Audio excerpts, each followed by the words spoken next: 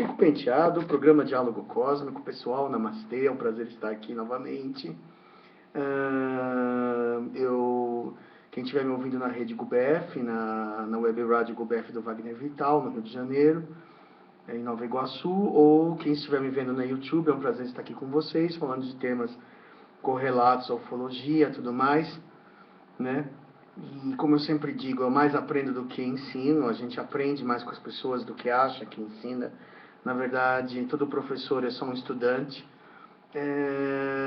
E hoje eu resolvi falar de um tema que me foi enviado por um ouvinte, um amigo Facebook, tá?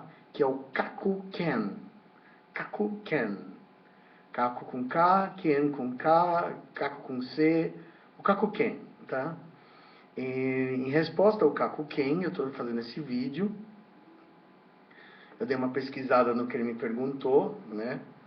E fui procurar referências, comparar referências, saber o que é mais ou menos confirmado. E a gente muito na internet, a gente também tem esse processo de confirmar por várias fontes, nunca acreditar na primeira, né? É que nem vendedor, você nunca deve comprar na primeira loja que você entra, você deve perguntar preço, né? Que é o caso do mistério da família Betts. B-E-T-Z. Não é Betts com Batman com A, é B-E-T, B de bola, E de Eva, T de transatlântico, Z de zebra, né? Betts. Uma história muito curiosa que aconteceu nos Estados Unidos em 1974, portanto, há 40 anos. Eu tinha 7 anos de idade na época, para você ter ideia de como eu sou velho. E a família Betts, ela tinha comprado uma propriedade, né? Um cara chamado o pai da família, em 26 de maio, eu tenho aqui um texto bacana, que foi de todos que eu achei o mais completo, né? Para responder para o Caco, né? Em 26 de maio de 1974, o Terry Matthew Betts, ele tinha 21 anos de idade, era um estudante da pré-universitário, quer dizer, ele estava no fim do ano, estava no fim do colegial, vamos dizer, lá é um sistema diferente. E juntamente com a sua mãe Jerry e o seu pai, que era um engenheiro da Marinha, o Antoine, foram ver, eles compraram uma propriedade e numa certa noite teve um fogo nessa propriedade, né, que queimou 88 acres da floresta que eles tinham uma fazenda. Então, eu não sou fazendeiro, eu não sei quanto que dá 88 acres, mas eu imagino que é uma queima grande, né? E eles tinham comprado em Fort George Island, era um lugar nos Estados Unidos, né? Próximo de Jacksonville, Flórida. E a Flórida, ela é uma região de pântanos, né? Então era uma terra não muito boa. Não sei por que eles compraram essa terra, que está falando aqui que é uma terra pantanosa, de pouca produtividade, mas que numa certa noite pegou fogo, né? Daí eles falaram assim, aí eles foram olhar lá ver a causa da fogueira. Chegando lá na floresta queimada, os Betts, né, a família Betts, o Matthew, o Antoine e a Gary, a mãe, não viram nada demais.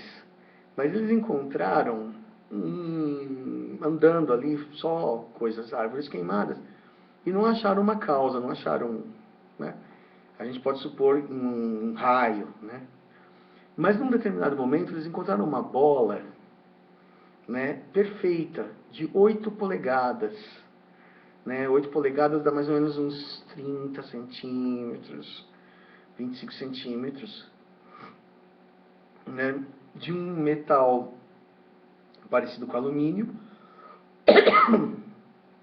absolutamente perfeita, não chamuscada, brilhante e sem marca, sem nome, sem identificação, só tinha um triângulo num determinado gravado, um triângulo gravado, né?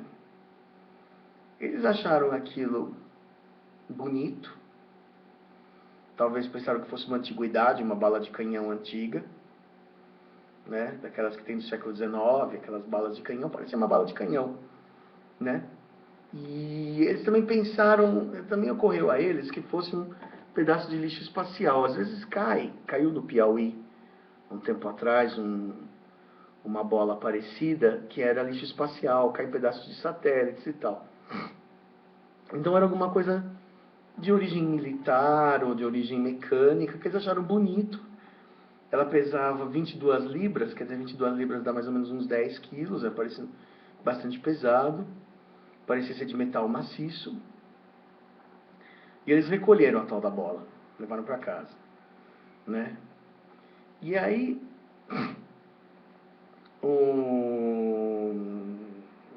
os caras ficaram olhando para a bola, levaram para casa. Repare no detalhe da tosse, né? Da alérgica de São Paulo, esse ar poluído, né? E aí eles descobriram que a bola não tinha nenhuma abertura, não fazia barulho, né? Ela parecia sólida. Eles acabaram se enjoando daquilo, colocaram aquilo numa janela, né? Deixaram numa janela ali ao sol, um enfeite, uma curiosidade esquisita, né? Não havia sinais de impacto, não havia sinais de... Se foi aquilo que caiu do céu e queimou, era de um material fortíssimo, porque não estava minimamente amassado, né? E aí deixou lá no quarto dele, na janela, pendurado. Tinha aquelas janelas americanas que saem para fora, assim, que você tem aquele balcão fechado, né? Que senta ali. Uma bow window, ele tá falando, né? E deixou 2 semanas lá sem que aquilo fizesse absolutamente nada. Só que um dia, foi uma amiga deles lá e foi tocar música. E quando ela foi tocar música, ela descobriu que ela começou a tocar guitarra não, começou a tocar violão, e de repente, conforme certas notas que ela fazia, aquilo fazia assim, tum, tum, como se fosse um diapasão, aquele garfo de pianista, né? A bola respondia, eles ficaram muito intrigados, parecia que tinha um instrumento musical lá dentro que respondia. E parecia que uma certa sequência musical ativava aquela coisa,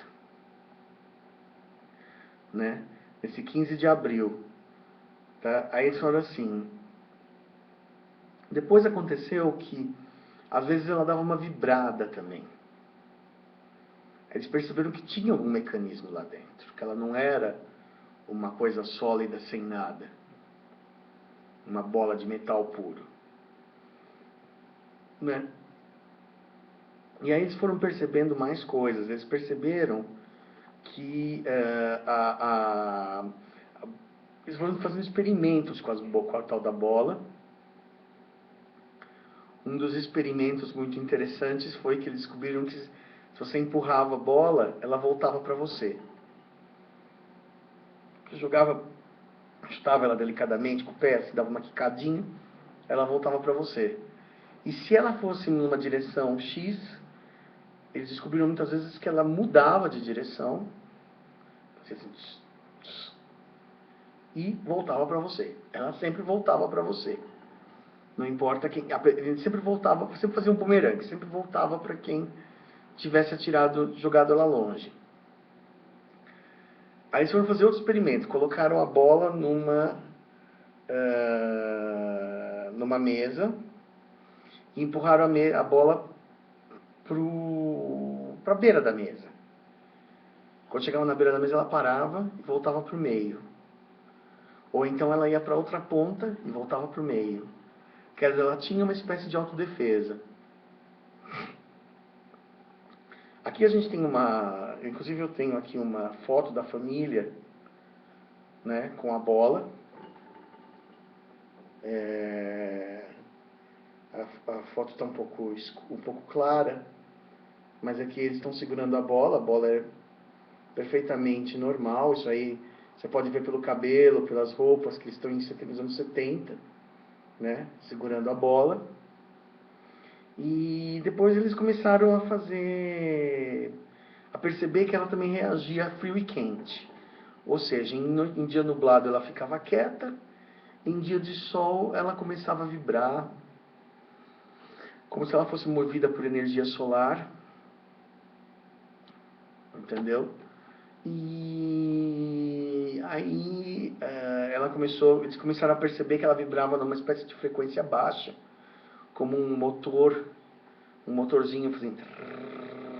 Tinha alguma maquininha lá dentro, né? E também perceberam que ela tinha magnetismo, que ela atraía metal. Perceberam que o cachorro, esse um poodle, que não aguentava ficar perto dessa bola, né? Essa bola tinha parece talvez um ultrassom, um subsom que incomodava o cachorro.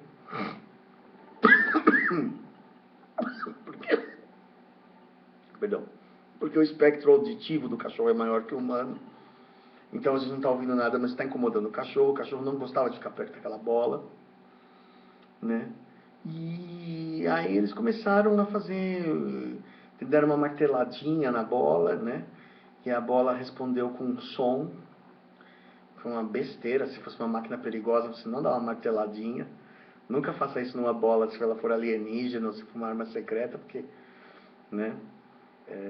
E numa experiência muito mais louca, eles começaram a pôr a bola na mesa e começaram a entortar a mesa, assim, para ver se ela caía, né? E ela começava a girar e ficava em pé no seu eixo, no meio da mesa. Não importa quanto você fizesse. Se você fizesse assim, ela ficava na vertical. Quer dizer, ela tinha poder de antigravidade, ela não caía, né? E ela girava e ficava no ar. Ela não ficava voando, ela ficava colada na mesa, mas em pé, né? Aqui tem a foto dessa cena, por exemplo, a bola, entendeu? Eu não entendi muito bem essa foto, mas é o que está explicando aqui, né? Ele tinha um sistema ou seja, ele tinha um sistema de teleguiado, guiado, e tinha um sistema de antigravidade, né? E forças enigmáticas que nenhum mecanismo humano faz, né? Depois eles colocaram, eles colocaram, eles resolveram começar a entrar em contato com sites de ufologia e tal. Eles começaram a achar que aquilo era um objeto alienígena, e a bola começou a ser fotografada e analisada por ufólogos, né? Inclusive existiam casos parecidos. Existia o caso Kera, né? Que era um objeto que apareceu também em outra cidade, em 72, né? Em Kochi, na cidade de Kochi, no Japão. Também apareceu uma bola que fazia mais ou menos as mesmas coisas, né? E eles perguntaram assim, será que tem algum objeto lá dentro, um tipo de uma coisa teleguiada, uma bola bastante parecida, né? Mas você não conseguia penetrar ela com raio-x, nada, então não conseguia ver o que tinha lá dentro. Aí eles decidiram ir a público, né? E aí começou a aparecer nos jornais, né? Eles fizeram primeiro no jornal de Jacksonville, depois eles chegaram, um engenheiro chamado Lon Anger, L-O-N-E-N-G-E-R, Lon Anger, viu a história, entrou em contato, resolveu estudar o objeto, né? E ele estava meio descrente, né? Como todo bom engenheiro, meio cético, e falou assim, deve ser uma casa de maluco, deve ser uns hippies aí, né? Sempre aquela coisa. Mas quando ele chegou e começou a ver, ele viu coisas que nenhuma coisa natural faz, né? Eles começaram assim, dá um chutinho na bola, e a bola voltou, né? Aí ele falou assim, nas palavras do John Langer, ele me disse para colocar no chão e dar um chutinho. Ela correu um pouco e parou. E daí? Ela disse, aguarde um minuto. E ela se virou para em si mesma e voltou para os 4 pés de distância de mim. E parou. E voltou-se novamente e chegou a 8 pés, chegou aos meus pés, fazendo um grande arco e voltou ao meu pé. Quer dizer, ele ainda fez isso. Fez isso, foi para frente, voltou, fez um arco e voltou no pé dele. Quer dizer, como modo de dizer que realmente não era uma ação natural, porque nada volta em arco. Para e volta em arco, né? Aí ele começou a examinar a bola e que não havia exatamente nenhuma marca de identificação, né? E aí ele levou representantes, aí vieram representantes da Marinha e da NASA, contataram a família Betts, né? Mas como o fenômeno já estava sendo investigado por ufólogos, eles não conseguiram botar a mão na tal da bola, porque já era público, não dava para comprar ou chantagear ou fazer o que fosse para pegar a tal da bola, né? E eles começaram a ser muito assediados e aí eles ficaram cansados daquilo e resolveram não dar mais entrevistas, né? E aí ela falou assim, não existe mais, esse telefone não para de tocar, né? Inclusive meia-noite, 1 da manhã, e eles começaram a ficar histéricos e resolveram não falar mais disso, né? O Dr. Allen Hynek também foi conhecer o famosíssimo ufólogo Dr. Allen Hynek. Ele também, aqui está o Allen Hynek, tem a foto dele fazendo isso, mostrando a bola no congresso de ufologia nos anos 70, né? Quer dizer, realmente uma explosão, porque seria um objeto alienígena. Já não estava mais parecendo um satélite, já não estava mais parecendo um lixo espacial, porque nenhum lixo espacial tem todas essas habilidades, né? E aí ele começou, o Allen Hynek, inclusive, ajudou o Spielberg a fazer o Contatos Imediatos do Terceiro Grau, quer dizer, era um top da ufologia na época, ainda é um dos maiores ufólogos da história, né? E aí eles levam para Northwestern University, né? E levam a esfera para Chicago para os exames. E aí o que acontece? Eles descobrem que após uma série de exames eles descobrem que no One Institute em Baton Rouge, no One Institute em Baton Rouge, na Louisiana, no Omega Minus Institute, falou lá o nome de um monte de instituto, analisaram a composição do objeto, descobriram que ele tinha um peso atômico, parecia alumínio, mas ele tinha um peso atômico superior ao urânio, superior aos elementos químicos conhecidos. Então, por exemplo, existiam objetos materiais, né? Que você, por exemplo, o peso atômico 105, 92 é urânio, né? 105 já é alto. Lá tinha um peso atômico 140, elemento desconhecido, né? Quer dizer, não era de fabricação terrestre ou não era de fabricação terrestre, pelo menos como arma oficial, era uma arma secreta, né?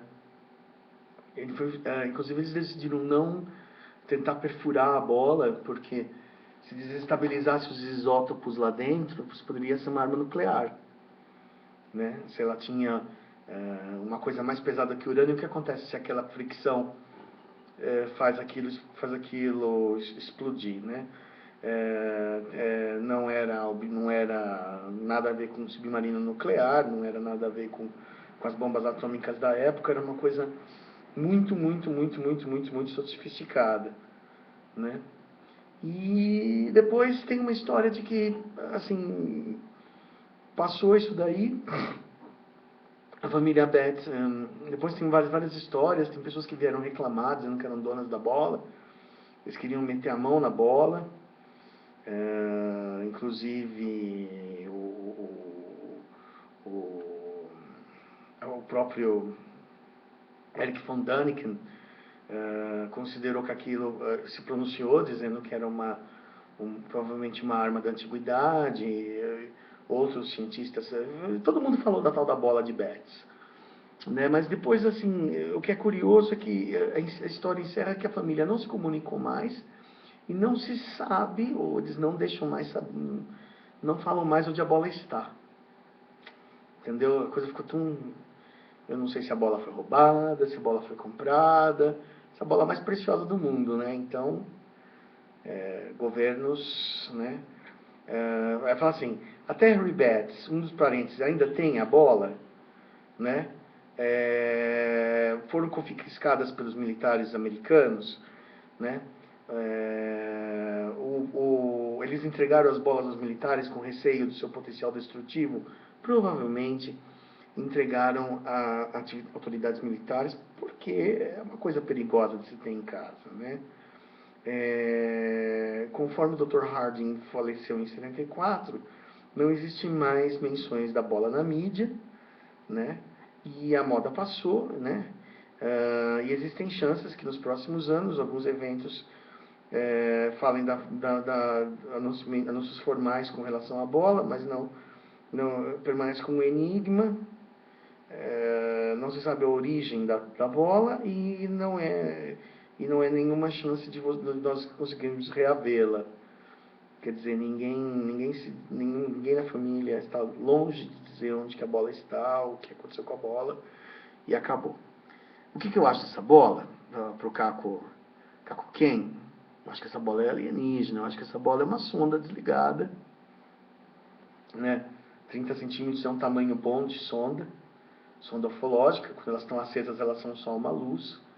Essa deve ter quebrado, ou deve ter descarregado, entendeu? Porque o UFO, quando você vê, quando eu já vi sonda no mato, a sonda, quando você vê, ela parece um farol de carro aceso. Você só vê uma luz por todos os lados. Ou uma outra que eu vi também parecia assim fogo, você só via fogo em volta de uma coisa. Quer dizer, ela está liberando uma energia incandescente, né? E você não vê o objeto, a máquina, né? Mas não significa que não tem uma máquina. É que a energia que ela emana é tanta que você só vê a luz em volta da máquina, né?